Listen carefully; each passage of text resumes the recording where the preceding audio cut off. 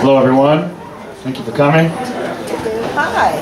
Ow! These are some kind of crazy, heavy times right now, and I'm not going to talk about that.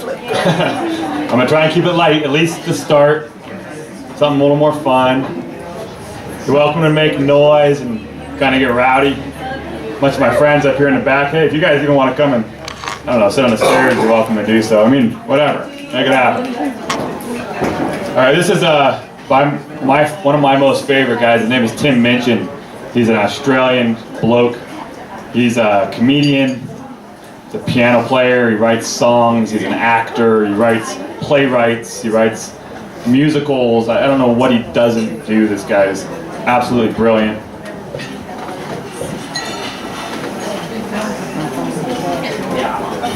According to him, the piece I'm about to do, he says, it's called Storm. I wrote Storm because I thought it would be funny, because I needed material, because I'm incredibly interested in how people form ideas and the way these ideas affect others, and because I passionately believe we need to find more attractive ways to teach young people how to think critically. The superhuman and wonderful support of the community of humanists, skeptics, secularists, scientists, and atheists worldwide has turned a poem about a slightly annoying dinner party into something of a critical thinking anthem, and for that, an incredible source of joy and pride for me. This is Storm by Tim Minchin.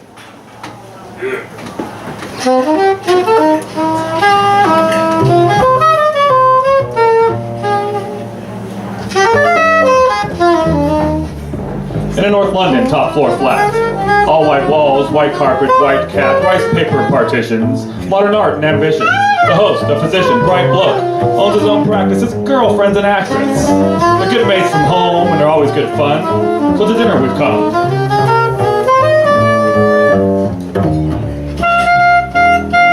The fifth guest is an unknown.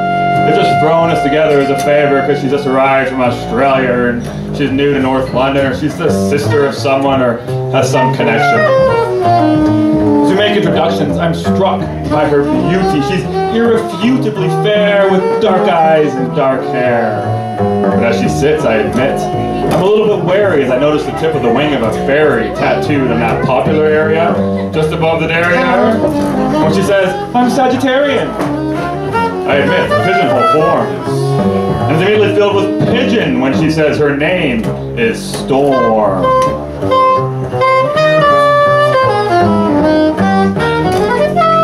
Conversation is initially bright and lighthearted. It doesn't take long before Storm gets started. You can't know anything. Knowledge is merely opinion, she opines over Cabernet Sauvignon vis-a-vis some unhippily empirical comment made by me.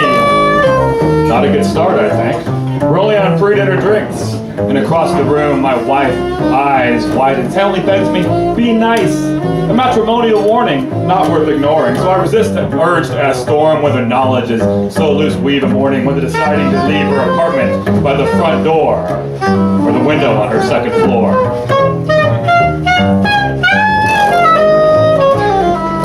The food is delicious, and Storm, whilst avoiding all meat, happily sits and eats as the good doctor slightly pissantly holds court on some anachronistic aspect of medical history, when Storm insists that the human body is a mystery.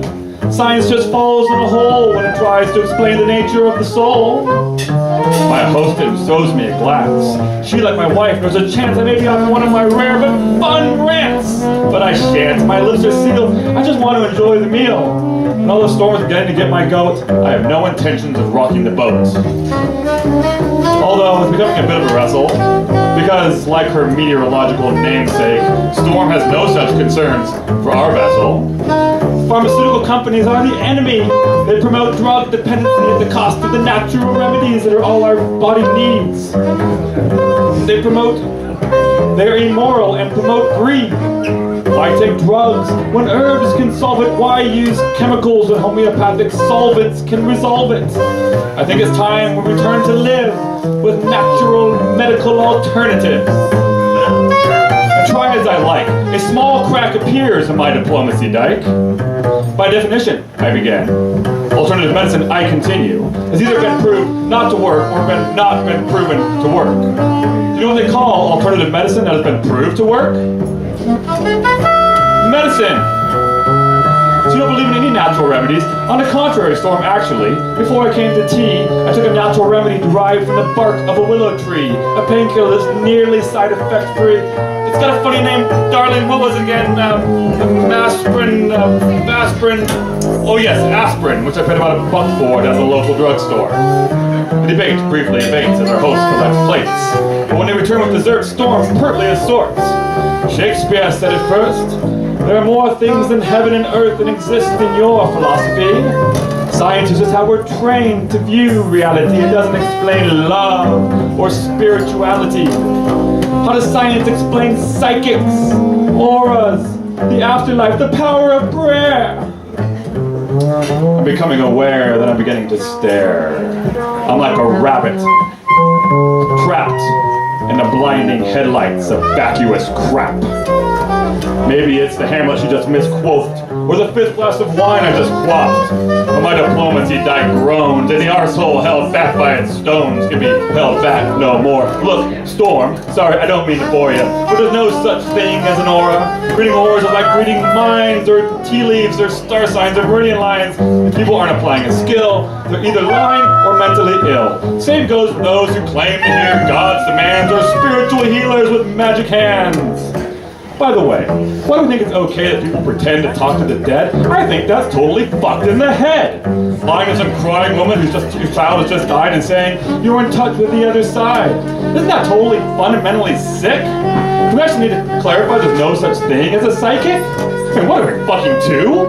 Do we actually believe that Horton heard a who? Do we still believe that Santa brings us gifts? That Michael Jackson didn't have facelifts? Are we still so stunned by circus tricks that we actually believe that the dead want to talk to pricks like John Edwards? Storm, to her credit, despite my derision, keeps firing off cliches with startling precision, like a sniper using bullets for ammunition. You're so sure of your position, but I think that you're just closed-minded. Your faith in science and tests is just as blind as the faith of any fundamentalist. Wow, that's a good point. Let me think of it. Oh wait, my mistake. That's absolute bullshit. Science adjusts its views based on what is observed. Faith is the denial of observation so that belief can be preserved. If you show me that, say, homeopathy works, then I will change my mind. I will spin on a fucking dime. I'll be embarrassed as hell, but I will run to the streets and yell, it's a miracle! Take physics and bet! Water has memory, and all its memory of a long-lost drop of honey juice seems infinite, but somehow seems to forget all the poo it had in it.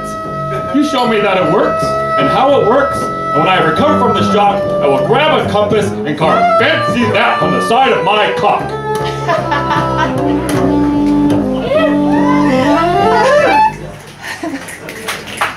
Everyone's just staring now. But I'm pretty pissed, and I've dug this far down, so I figure, in for a penny, in for a pound. Life is full of mysteries, yeah, but there are answers out there, and they won't be found by people sitting around looking serious, saying, isn't life mysterious? Let's sit around and hope. Let's call up the fucking Pope.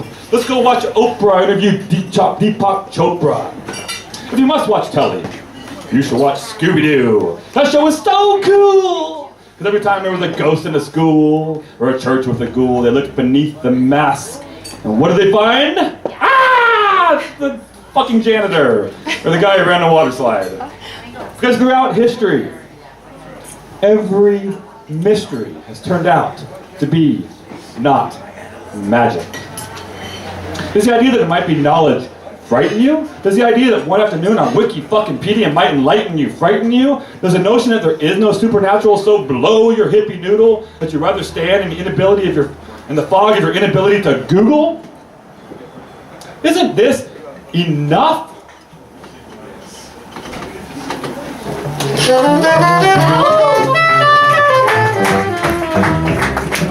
Just this world,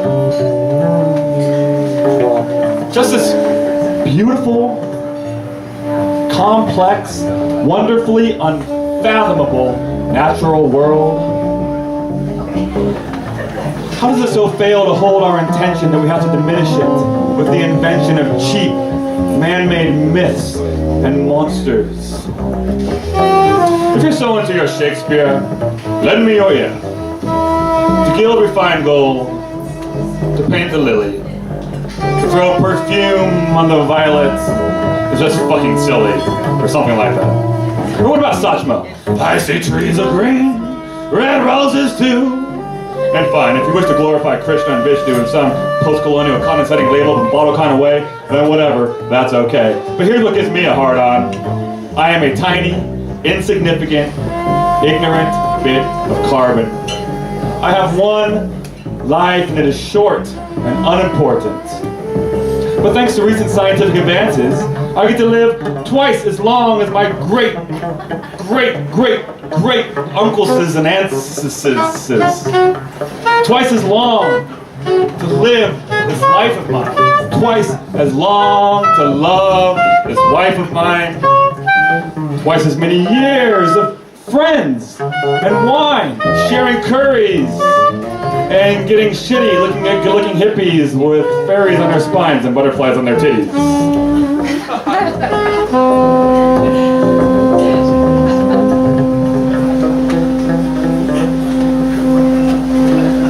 And if perchance I have offended, think but this and all is mended. We may as well be 10 minutes back in time for any chance you'll change your mind.